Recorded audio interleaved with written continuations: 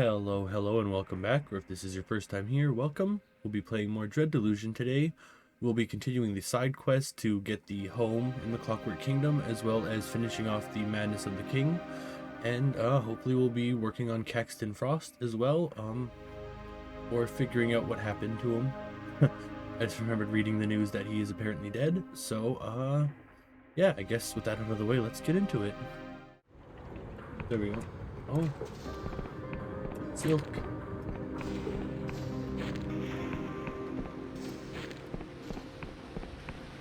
Nice. Okay, so I'm pretty sure this is the Vision Trade area, shop. Maybe. The shopkeeper has his nose buried in a giant ledger. King's blessing, citizen. I'll be with you in a... He glances up and does a double take. Tick. God's teeth. A new customer. The shopkeeper seizes your hand and shakes it vigorously. Welcome, dear citizen. I am Vidal, the foremost fully licensed vision trader in Ferropolis, and dare I say, the Clockwork Kingdom. Vision trader? Exactly so, good citizen. The kingdom's premier export, famed across the sky realms. Please forgive me for not standing up. These legs haven't been the same since the God War. So, what's your fancy? A dream of flying, lightness, and freedom on the wing? A reverie of the vanished past? Or, for the daring soul, a nightmare so chilling your waking life will seem like bliss? Let's see what visions you're selling. I'm not sure what visions are good for. I'm here on behalf of a customer called Nadja. Nadja? Why, yes, she's a regular of mine. One of my best customers, actually, but I haven't seen her in weeks. Is anything the matter? It's not good. I'm afraid she's very sick. Vidal's face falls into an expression of horror as you explain the situation. Oh dear. I've, read about this happening, of course. I've just never, nobody I know. Look, I don't know anything about this. I'm just a shopkeeper, you understand?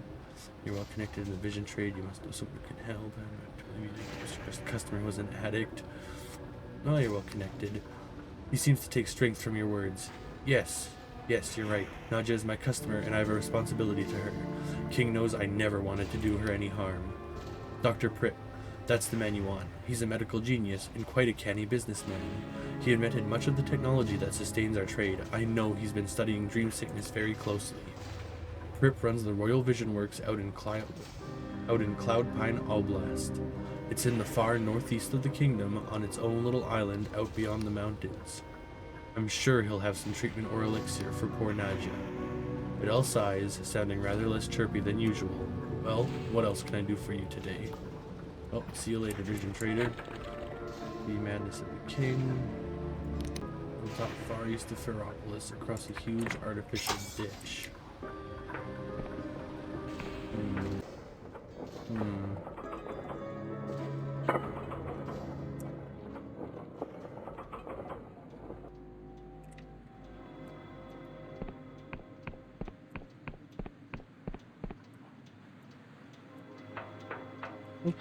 Okay.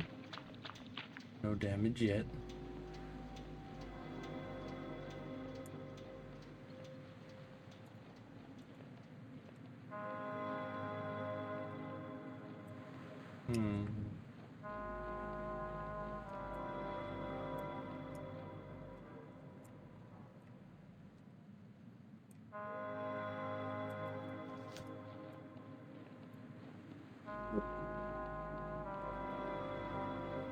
Okay. So maybe that's the tower.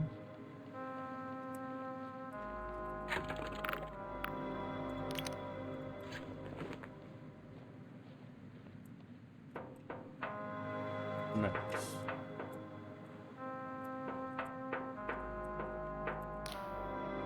The control console is caked with dirt and dust. A spider skitters away into the hole where an indicator light has been torn out.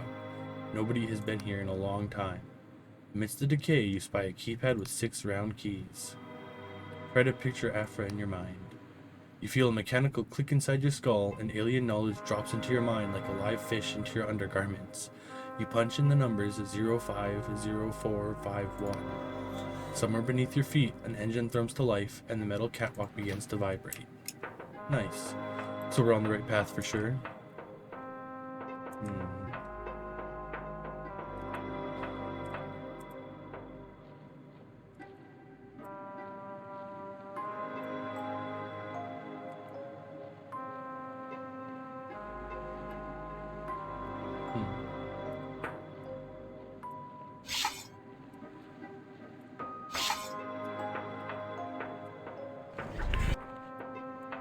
Why do I keep forgetting?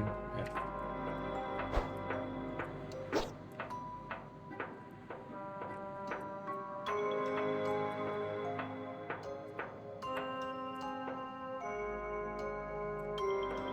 Interesting.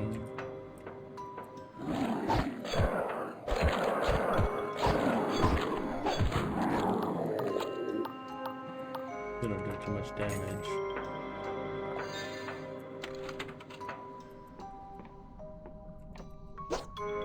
Okay, that's not what I do.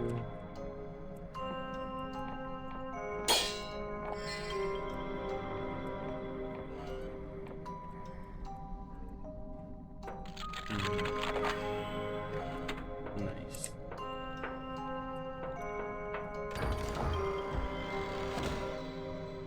Fine ore, not bad. Let's just go check this other way too. No, whoops.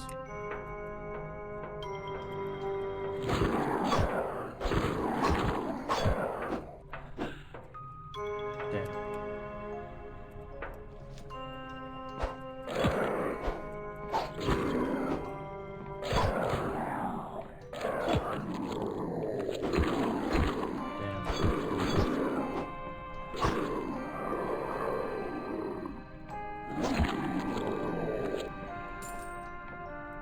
Not enjoying getting a closer look at them.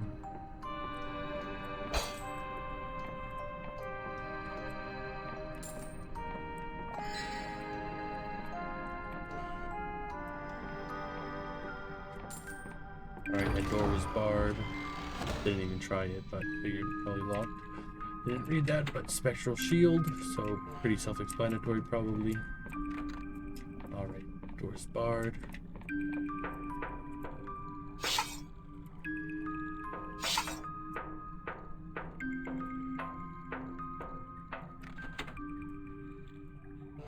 Okay, that was it. All right.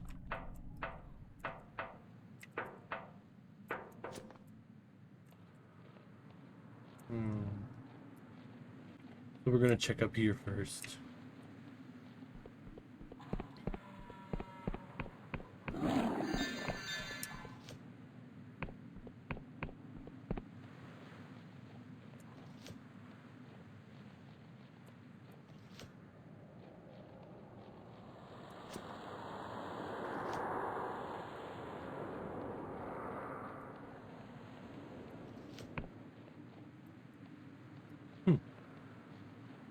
Nice.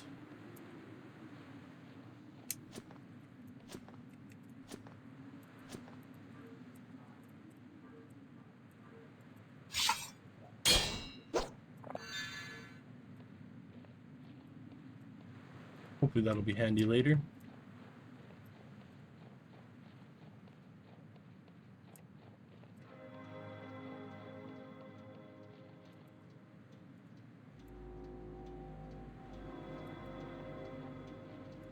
Okay, the Royal Beacon.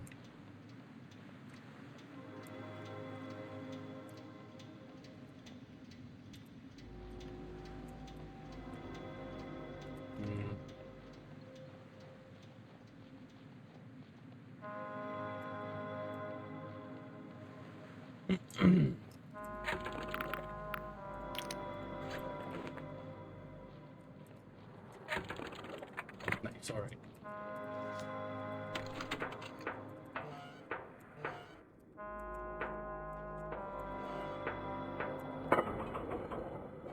Alright, this is probably the tower.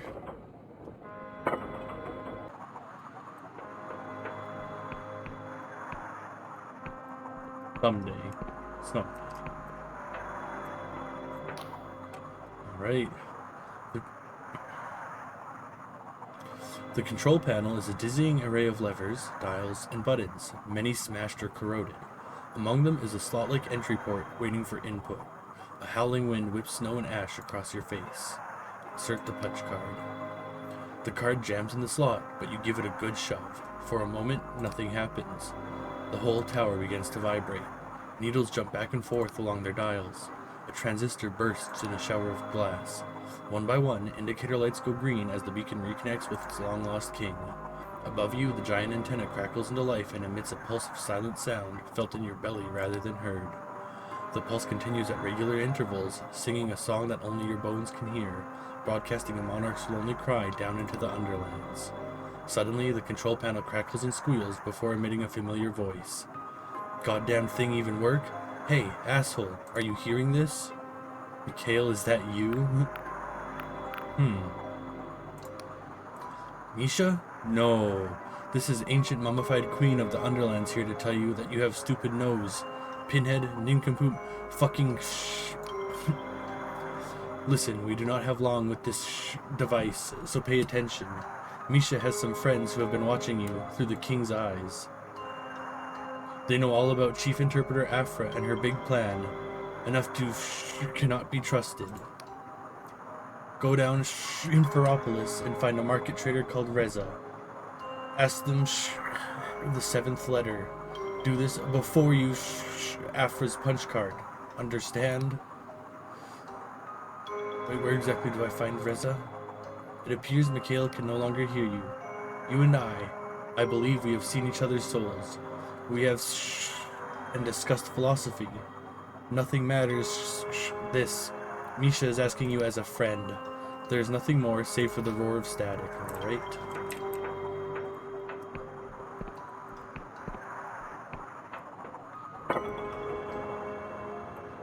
Where I'll go to my last save point.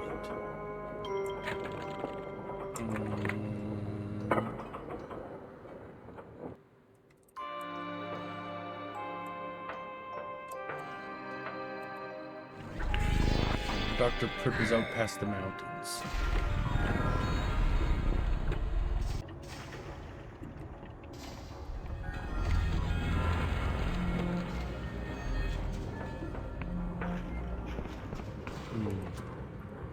Oh, here's the market. What's that now? My dear, let me find my looking glass. Why is your face so small? She fishes among the charms dangling at her neck and produces a large glass lens, which has the disconcerting effect of magnifying her eye to enormous size. Much better, yes. You see, my dear, I must read your lips, for my ears cannot hear your words. Her one giant pupil dances back and forth like a fish in a bowl as she examines you. You seek alchemical aid, do you not? Eye of worm and hair of slug and all that? I am Madame Lescaut, and in the roiling mists of your future I sense a most fruitful relationship for both of us. My dear, alas, my dear, if only I could bottle a happier fate for you. Still, perhaps there's something I can do? Adieu, madame. She begins to sing in a reedy voice. Ah, farewell and adieu to you fair Slevin ladies. Farewell and adieu to you ladies of Slev.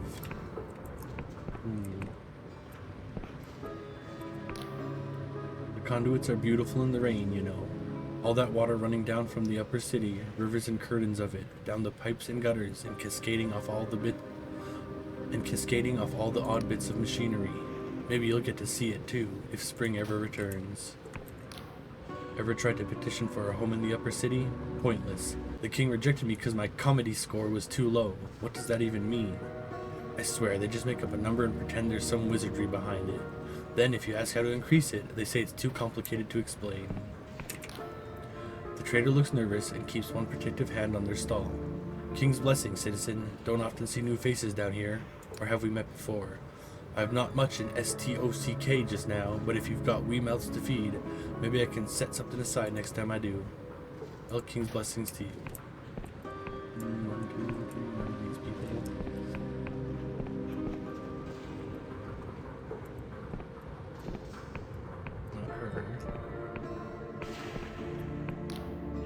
See an old beggar wrapped up in rags against the cold. Pal? Excuse me, pal? Do you know where my house is? I'll just keep walking. What do I need? It said in the market, did they not?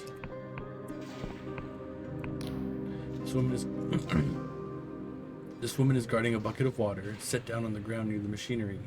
When she sees you, she tenses up. King's grace to you, citizen. Don't mind me, I have nothing worth stealing. Sorry to bother you, wrong turn. Weapon. Fuck are you blanket wee scrote? Oi, weapon. I'll leave them alone. Alright, we'll go check beyond the mountains first.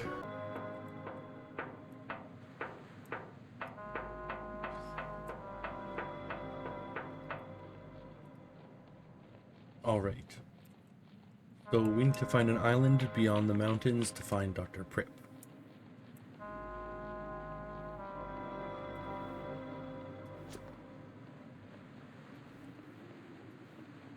That might have been honestly faster. You know what? Quick fix.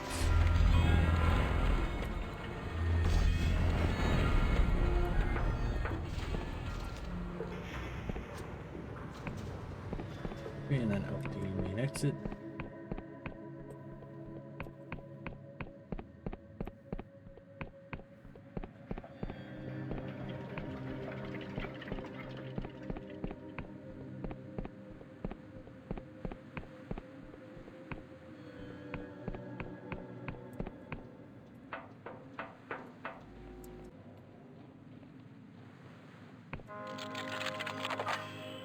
Very nice. Fine ore. Alright, this is probably Dr. Prip's island.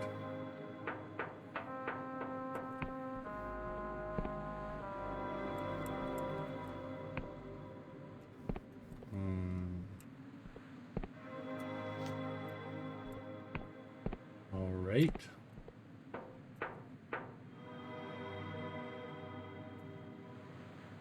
Okay, so maybe it's not the same one.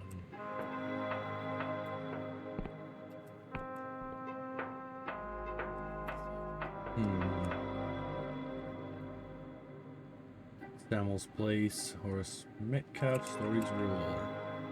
Oh, that's the one, and then this is the Corrupted Lands. Okay.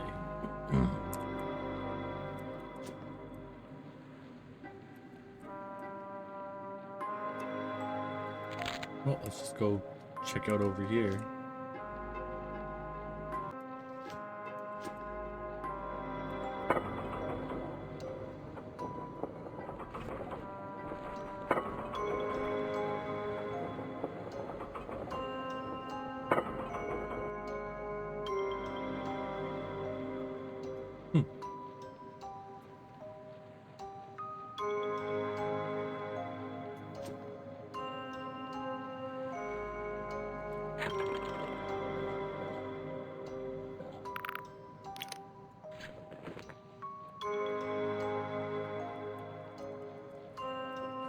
Whoops. Okay, who are you? This man has a wiry strength about him, the kind that comes from years of hard work outdoors. You must be here to see Horace? Well, our home is your home, however humble. What is this place? I'm Samuel. This is my house. Technically, anyway. The other fellow is Horace Metcalf.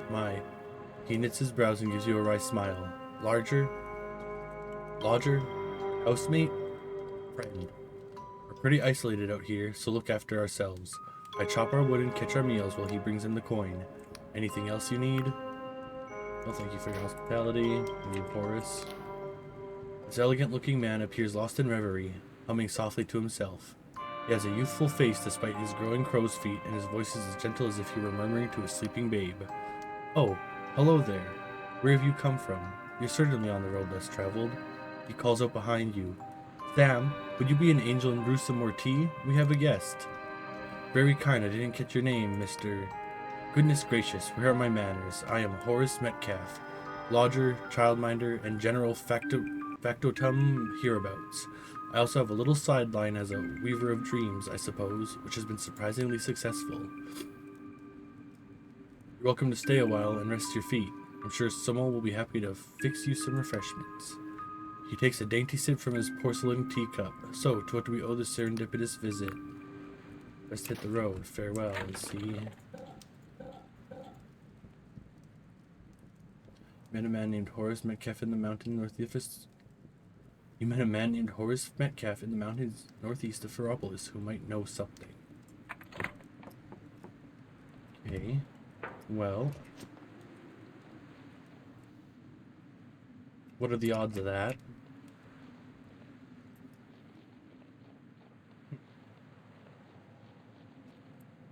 Alright, so we will return to this man, Horace, who might know something of Caxton Frost in a bit.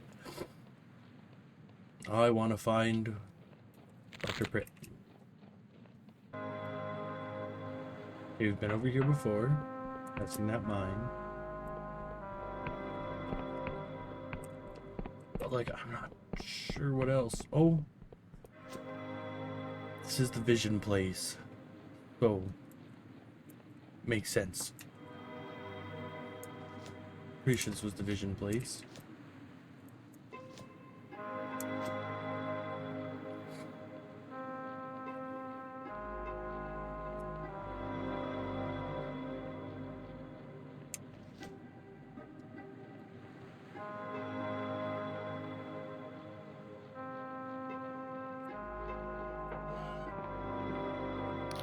Alright, the clerk trills in a sing-song voice that she's clearly practiced hundreds of times. Hello, citizen, and welcome to the Royal Vision Works. How can I assist you? Yeah. I need to speak with Dr. Pripp. I forgot it was at the Royal Vision Works. I'm sorry, Dr. Pripp is extremely busy at present and is only seeing visitors by appointment. Can I help you with anything else? Let's try this. Show machinist to say take me to Pripp or the king will hear of it. The clerk looks perturbed. Oh, my apologies, Your Honor. Why didn't you say earlier? Even so, I'm afraid I will need to see some kind of order from the king. It says so in our letter patent, you see. She points to an official-looking document proudly displayed upon the wall.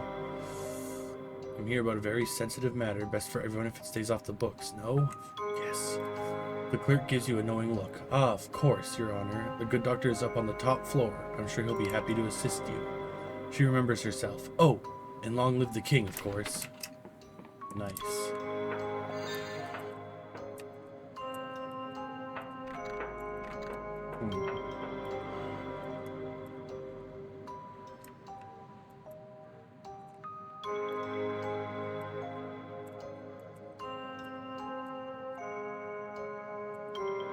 Interesting.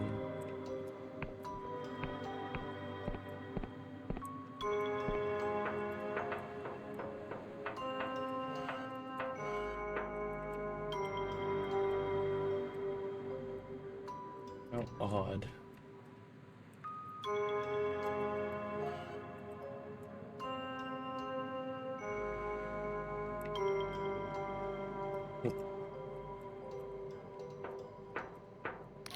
A smell of jasmine lingers around this excessively well-kept man. Little round spectacles frame his cadaverous face, and a neatly trimmed mustache nestles on his top lip. Well, well, there's something one doesn't see every day. A mystery visitor. I know all the names and faces of my workers' regular visitors, so I warrant you are here to see me. He gives you a small but theatrical bow. Dr. Karl von Pripp at your service. Physician, visionwright, and appointed steward of all the industrious dreamers who serve here. So, what brings you to the Royal Vision Works today? Okay. What is this place? Looks like a hospital, feels like a prison. I'm here on behalf of a woman who can't wake up.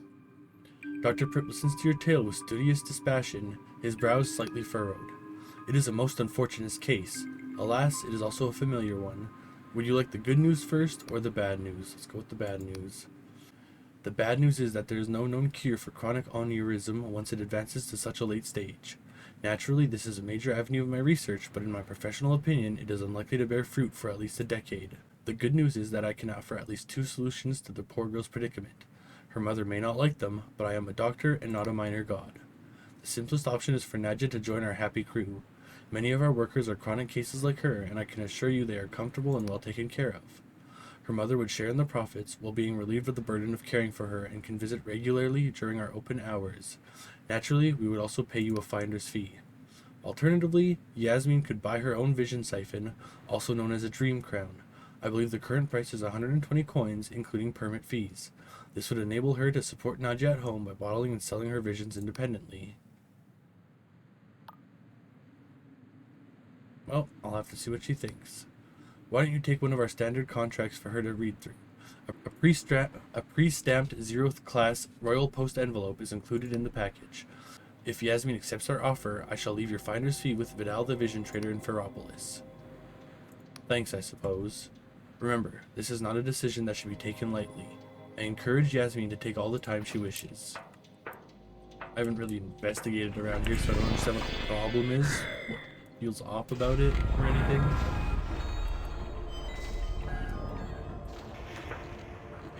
So they were in one of those bigger houses.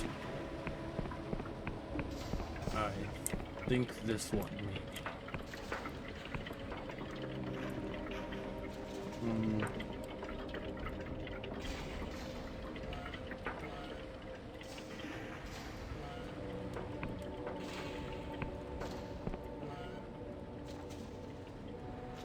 Has that always been there? Here. Okay, hi Yasmin. You find Yasmin feeding her daughter porridge from a wooden bowl, singing a soft lullaby. She looks worn down to the bone. Yasmin glances in your direction. Ah, hello again. Did you have any luck? I managed to find a doctor, but it's not good news. You hand her the sheaf of papers that Fripp gave you and begin to explain. From the way Yasmin listens, you can tell that she has plenty of experience maintaining composure in the face of tragedy. This time, though, it's not enough. Offer her a handkerchief to wipe her eyes. When she's finished, she looks over at Nadja for a long time. Oh, my darling, how could I have let this happen to you? Yasmin looks back at you. I know you did your best, but this is quite the dilemma you've brought me. What do you think I should do? I mean, if she goes to the Vision Works and he's working on research, I mean, maybe something will happen. Yes, in theory, it's the obvious choice. I don't know how to care for Nadja properly, let alone bottle her visions. But they do, and obviously the money wouldn't go amiss. She pats the contract you gave her. If the figures described here are even halfway accurate, I'd be able to live comfortably for as long as Nadja's illness lasts. My heart tells me I should keep Nadja here, no matter how long it takes for me to learn the vision trade or how difficult it would be to take care of her. And if there's any way that I can still communicate with her, even if it's only through dreams, I want to take it. Thankfully, though, it's moot. I don't have 120 coins to buy a dream crown from Vital, and I doubt I ever will. My neighbors have been a tremendous help, but there isn't that much cash in this entire tenement. I suppose I'll get in touch with this Dr. Pripp and begin the process. What else can I do? What if I could pay for your dream crown? You can tell that Yasmin is conflicted about your offer. What? Oh, no, I couldn't possibly accept that. You've already helped so much. Yeah. Really, I insist. Call it a loan if you like. No interest. Pay it back before the world ends. She smiles a little, then looks up at you with tears in her eyes. Very well, then. That will be enough time, I should think.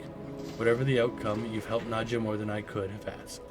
I wish I could pay for your time, but, well, perhaps this will suffice.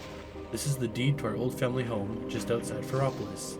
Technically, we need to petition the Clockwork King for a change of ownership, but since the militia have all but abandoned the countryside, you should be left alone. I can't accept this. Oh, yes you can. What use would we have for it anyway? Restoring that place is a full-time job, one for someone without a lung full of spores. Yasmin arches her eyebrows mischievously. Call it a loan if you like. No interest, just give it back before the world ends. Well, thank you. This time her smile is warm and genuine. May you have more luck with it than we did.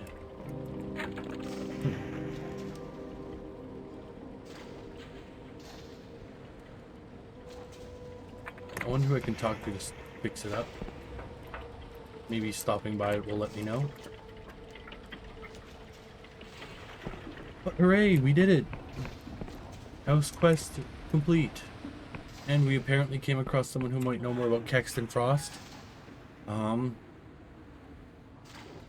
do I have to talk to? Reza. I have to find someone named Reza here. Maybe we'll talk to this Horace guy since we know where he is. After we go check on the home. We'll talk to Horace. And then we'll find Reza. Not bad. I thought I had to do the Madness of the King to find more about Caxton Frost, but... You there, citizen. Stay where you are. Anyone entering Ferropolis must be assayed for corruption by order of the king. Now, say ah. Ah. The guard pokes the wand inside your mouth, then waves it up and down your body while the machine emits little chirps and warbles. Alright, you're good to go. Okay.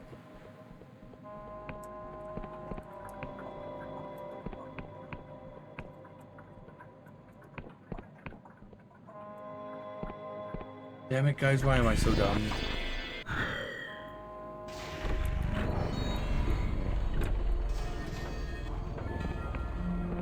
Okay, fastest way to the home.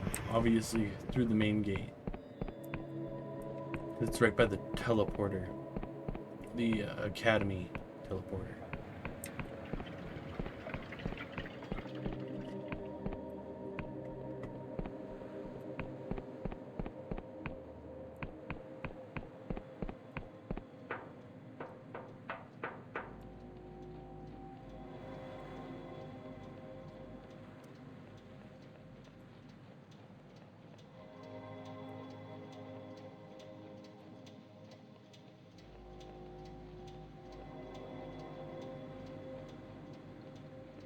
Oh yeah.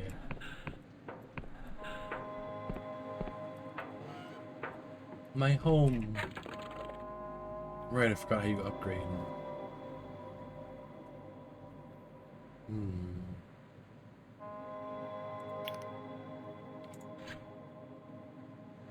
House, workshop, annex, balcony. I don't know where to get themes.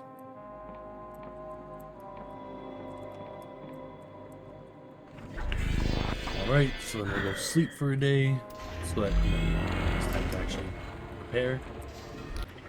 There's gotta be like a general shop somewhere.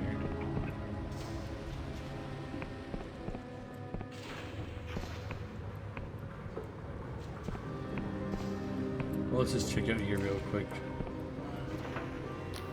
The shopkeeper appears very anxious and harried by many problems. No, and for the 6th time, no, we do not yet have any Skyblower coats in stock. I have petitioned, I am petitioning, I will petition. They look at you properly for the first time. Oh, King's mercy. Forgive the impromptu grammar lesson, citizen. I mistook you for a regular. Everything's in such a whirl today. I am Corshi, clothier and armorer to the citizens of Ferropolis. Right now I have more orders than I can fill, but if you want something that's not out of stock, let's see what you've got. Clockwork Kingdom furnishings. Well, yep. We'll go with that. Awesome. So that's where we got the furnishings, I guess. Maybe other places have furnishings based off of that area. I feel like I maybe missed opening a shortcut back in the Corrupted Lands. Oops, my chair rolling away.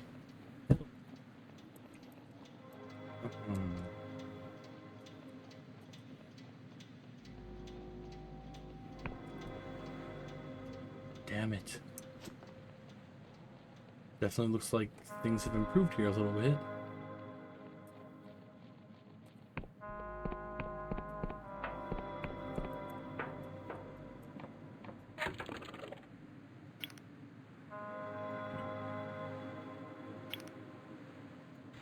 Nice. Oops. Redecorated in the style of the Clockwork Kingdom. Okay, so stairs out back to get down here. Balcony.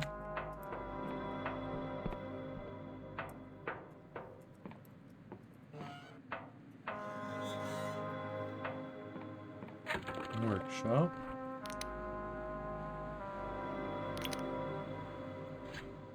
Nice. Extravagant hat.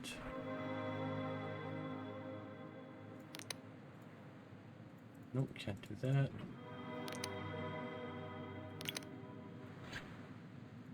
Nice steel bow. Plate armor.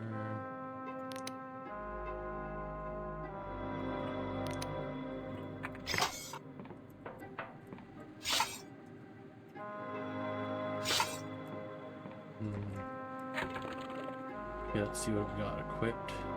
Nice. Cute bed.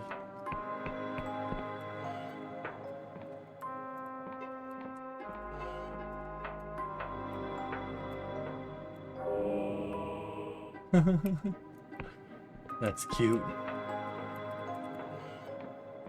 Check out these books.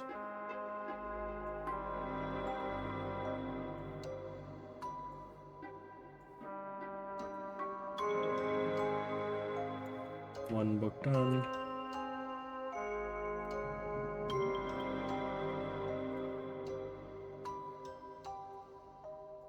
Another book.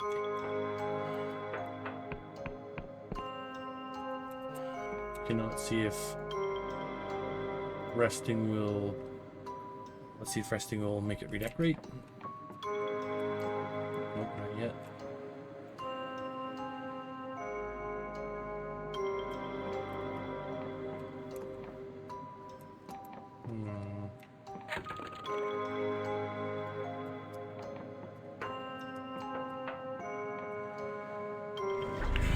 Okay, I need to leave the area, so we're gonna go back to the inn, sleep one more time.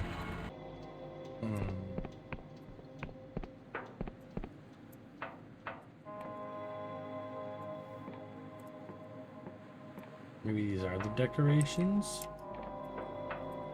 I don't know.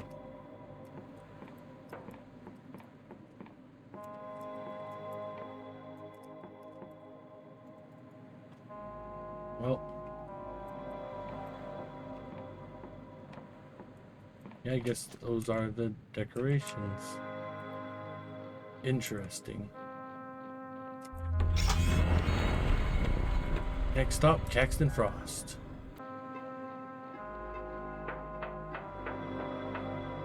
Okay, let's go try and find Reza. Alright, time to try and find Reza. Reza. Whatever their name is. Whoever Mikhail asked us to go see. Okay, we'll start from the bottom up. I wonder if anything down here counts? They won't tell me anything else because they can't be sure I'm really me. They want me to file a petition, but I can't do that until they let me in. It's madness. Okay, obviously not them.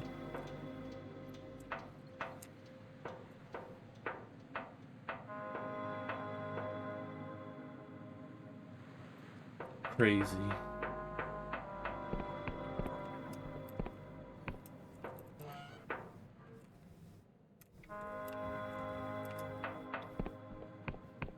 Okay, so I've been there before. Just the guard. Okay, so that doesn't count, I guess, as like part of Ferropolis, maybe.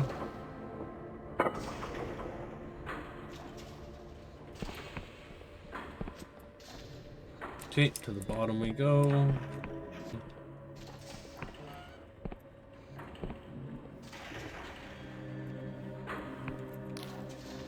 You see a middle-aged person with light brown skin and an eye patch, dressed in an eclectic patchwork of colorful fabrics. You can't quite figure out their gender, which seems deliberate. Why, hello there, child. Come to browse? Well, what are you selling? Why, charms and trinkets to attract the favor of the Clockwork King, or ward off its majesty's displeasure. Look here. This cogwheel was plucked from the king's own belly, inscribed with sacred six-fold cipher. Worn around your neck, it will grant you a fortune at summoning stations. For this incense, burn it while you write a petition to the king, and it shall speed your request. Well, child, do you see anything else that interests you? Well, who are you? Okay. The name is Reza, child. Fortune teller, trinket vendor, and listener on many grapevines. For a price, I can sell you talismans of luck and protection, or perhaps even give a little advice about your problems. You're calling me child, but I'm at least as old as you. No talismans for me. Well, child, do you see anything else that interests you? Looking for the seventh letter. The gaudy trader squints at you, then glances left and right to check nobody is listening. They beckon you closer. Who told you to come here? Were you followed? Misha sends his greetings. Humph. Good. They appraise you with their remaining eye. So you are the one who's helping Afra. I see she's got your head stuffed with clockwork, like a good little machinist. Tell me, did she explain what a cranial moderator does? Yeah, she said it'll let me speak six-fold cipher. Ha, I'm sure. So then, nobody warned you how a cranial moderator warps your thinking, smooths out any irrational notions, makes you look at the world like a machinist, seeing everything as a puzzle you can solve? The biggest changes will take a few years, but mark my words, they will come. That is why I got rid of mine. So you used to be a machinist? Yes, for many years. I even wrote some of the cipher magic that lets the king alter people. So I speak with authority when I say that countless lives depend on you defying Afra's plan. Alright, I'm listening. Might as well hear them out. Don't misunderstand me. Afra is a sweet girl. We were very close once. She absolutely believes she is doing the right thing. Sadly for all of us, she is wrong. Look around you, child. See how we are all at the mercy of this infernal machine, which not even the machinists can control? Can you honestly say that what we need is more Clockwork King? However brilliant Afra's spell may be, it cannot fix the problems with the king. Because the king is the problem. What's your alternative? Reza flashes you a crooked grin and hands you something heavy wrapped in colorful rags. I am glad you asked. This is a different kind of spell. Inserted in place of Afra's, it will trigger a runaway fault cascade that gradually but irrevocably shuts down the king with minimum destruction. Wait, you're the saboteur, aren't you? They smile cryptically. There's no such person as the saboteur, child, only a group of like-minded people who love this land and see no good in leaving its fate to an overgrown grandfather clock. So, do we understand each other, or is there more you would like to know? What's in it for me if I follow your plan? Reza snorts. A reward? Child, by the time you enter that audience chamber, I will be gone, either dead or in hiding. Perhaps the guild has told you about all the sacks of gold we got from the Apostatic Union? I have never seen a penny of it, and neither have my comrades. Any resources that we do possess will be needed in the days ahead. You must do this because it is right, or not at all. So do we understand each other, or is there more you would know? Very well, I'll consider it. That's all I ask, child. Don't trust Afra, and don't trust me either. Just do what you think is right. That's fair. Right, I have to talk to Afra again.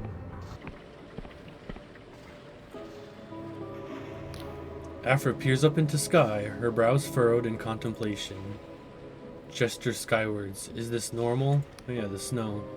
She tears her eyes away from the celestial teapot. Oh no, the teapot. No, I would certainly say this is new. What does it mean? I confess I'm struggling. Is it a sign? An instruction? A response to our broadcast? But then why a teapot? She shrugs helplessly. I've checked and rechecked my calculations. All we can do is stick to the plan. Oh, yes, I almost forgot. The king has summoned you for another audience, just as we hoped. Afra hands you a leather folder, far heavier than the last. Here it is, friend. 8 years of my life and the hopes of a kingdom. Now rest in your hands. Friend, I don't know what will happen after this, so if you have any concerns, now is the time to voice them. Let's ask. Do you happen to know a sky pilot called Mikhail? Oh, Misha? He's a dear, isn't he? I'd be so forgetful without his medicines. You can't import them without a letter from the king. One of those little perks of my job. Why do you ask? How well do you really know him? It's hard to tell, isn't it? The man is like a deep river, all iced over. You skate on the surface thinking it'll never break, then suddenly you plunge into this other world. But the next day, it's all ice again. I know he was born in Slev. His family came here after the God War seeking a better life when he was just a boy. It's people like them that this kingdom should be working for. You somehow spoke to me through the beacon, warned me not to help you. Afra looks concerned. Really? But surely he can't know about our plans. And how could he possibly have subverted the king's magic? Misha is a fine sailor, but he's no magician. There are reports of people seeing or hearing phantoms in the corrupted lands, long dead loved ones, or even their own self. Some say the corruption can read your memories, the better to lure you to your doom. I'm glad you're alive, friend. Pay it no mind. Our task requires your full attention. Anything else? This may be your last chance. Well, nope, I have what I need. We'll see how it goes. Afra smiles, failing to conceal her anxiety. I'm counting on you, friend.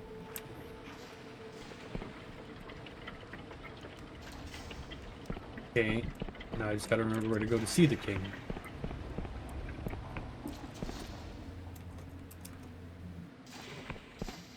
I think it might have been on that bridge that I just jumped off of.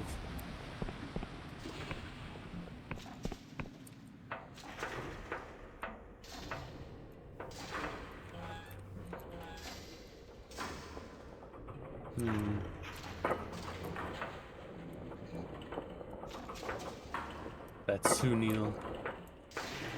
Like, pretty sure.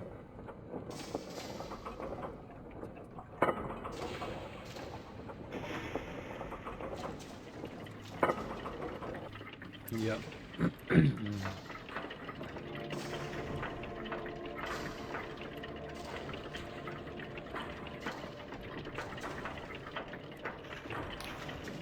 The machine shrieks like a million condemned souls as the feeling of pressure mounts in your body once more. Then your cranial moderator clicks into action. Suddenly, the noise becomes an intelligible chorus, incoming messages, outgoing commands, distant outposts requesting connections or announcing faults. There are so many faults. You are standing in the brain of this awful machine, and it's bleeding to death. Rejoice and exult. The invocation is cast. All hail its majesty Machinist Rex of the Clockwork King. Welcome back, subject MCDX/CCXL11. Thou mayest rise. Hast thou completed the sacramental duty? Not yet, your majesty. Pondering. Judgment. The duty remains unfulfilled. Dost thou require instruction as to thy task? Please explain the duty again. The sacramental duty is as follows. This time you find you can understand the dense lines of sixfold cipher. Ingredients. Teapot, large, 4 pints fresh goblin's milk, 1 cup salted water, half a teaspoon. 61,660,000 gallons fresh water, 652,152 tons of venin tea, 30,540 tons of unsweetened sugar, 2 pints teapot, 2 pounds crinkled honey, 4 pints custard sog, half pint ambergris, smooth meat, 3 pounds jittermoss powder, teapot. Instructions. Fill kettle with fresh water and boil. Measure out 4 pints milk salts. 3. Place tea strainer in teapot and tea leaves in strainer. Steep for 15 years. Brush with sear fruit mixture and bake until blithe. Stir in moss powder, ambergris, and sugar to smell, then pour in the boiling water. The heat will rise rapidly and the water will bubble up so violently that your cup may even shatter. Stir in milk, then pour into dregs. To avoid heavy metals contamination, cut crosswire with sog. Serve hot. Enjoy your tea. For more fine tip recipes, please cut off a coupon and send to Mrs. J.M. Gorky, 778 Tarbrick Wad, Colossal Town, Fig Oblast, CWK. You want me to make a pot of tea. Judgment. Correct. This is the sacramental duty on which depends the safety of this kingdom and all subsidiary imperatives. How can the kingdom's safety depend on a pot of tea? Judgment. In the 29 years of our glorious reign, we have observed one ceremony. That most reliably foretells happiness, calm, comfort, comedy, and the proper observance of duties. This ceremony precedes or coincides with every deal struck, every counsel given, every declaration of love and fulfillment of quotas. This is the sacramental duty. As it is written, so it must be. Your Majesty, we must discuss more urgent matters. Pondering. Augury. Unlikely. 91% confidence. What could be more important than the sacramental duty?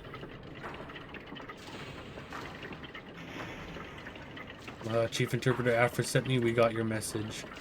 Alas, cannot conjure verse. Your message. No codex cited. Hum the tune from the graveyard.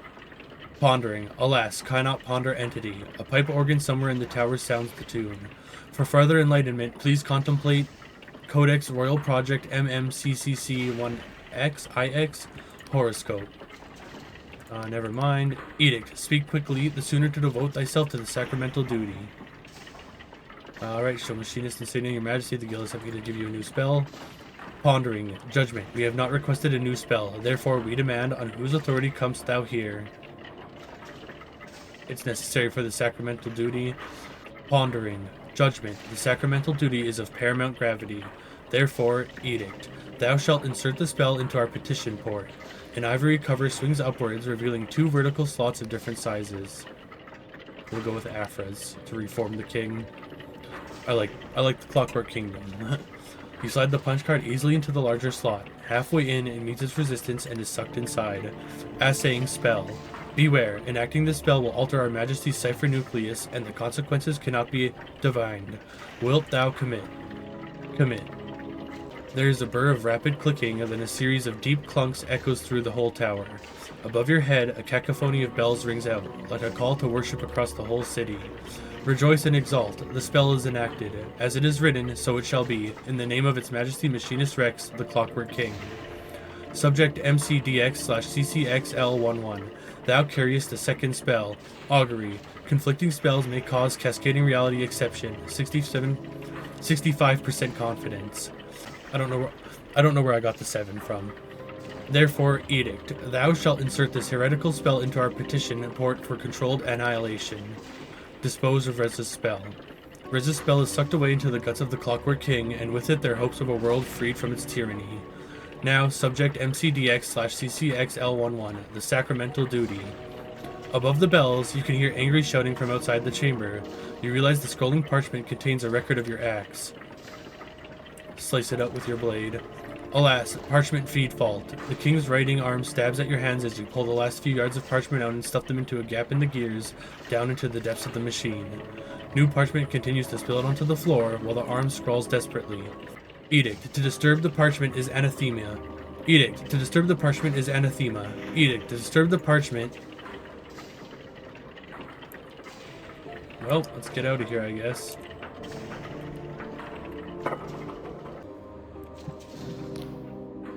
What have you done? Above you, the king's bells continue ringing. Smile sweetly, I don't know what you're talking about. Sunil eyes you with barely suppressed fury. The only reason you are not in manacles is because its majesty wishes you unmolested. Rest assured, any foolish attempt at tampering will be discovered and reversed. Long live the king, Sunil.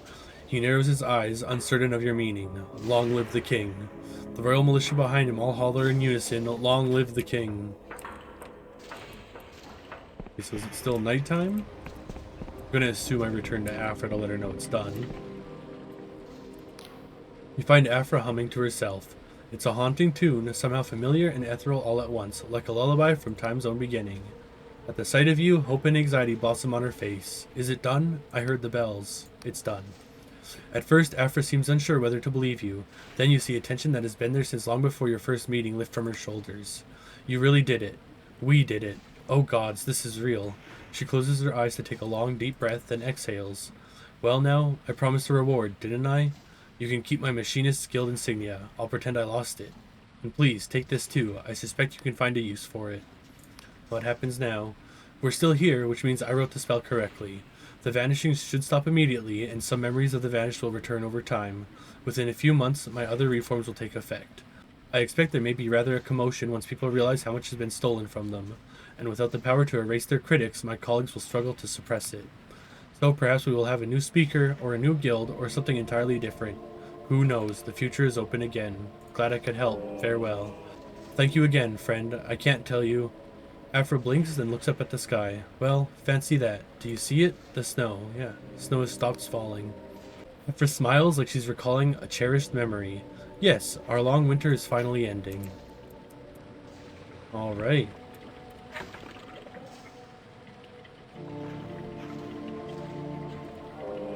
Go with Persona again. Oops. Nice. So, I think that was the quest, right? Yeah, that's why we got the Delusion. So next up, Horace Metcalf might know more about Caxton Frost. We'll do that in the next episode. I feel like we've got a fair amount done today. Got the home, got it upgraded, and completed the King's Quest. Not bad at all. A little sad about the decorations of the Clockwork Kingdom, but that's okay. It's not too bad. Maybe we'll head back to Maybe we'll head back to Thornwood Manor someday too to finish upgrading that, because I don't think we did. Nice. Alright. Alrighty, thanks for watching, and if you made it all the way to the end, extra big thanks. Feel like we got a fair amount done. We finally figured out what was wrong with the king, sort of, yeah. Well, not sort of, we did figure out what was wrong with the king. Hopefully the reform, you know, will have fixed him. I feel like maybe it would have been better to get rid of the king, but like I said, I really enjoy the Clockwork Kingdom and the fact that it's like run by a machine, so yeah, so we'll see if things actually change depending on like if I play long enough or something. Next, we'll also be working on getting info on Caxton Frost from that Horace Metcalf. And yeah, I guess with that done, we'll see you in the next video. Thanks again.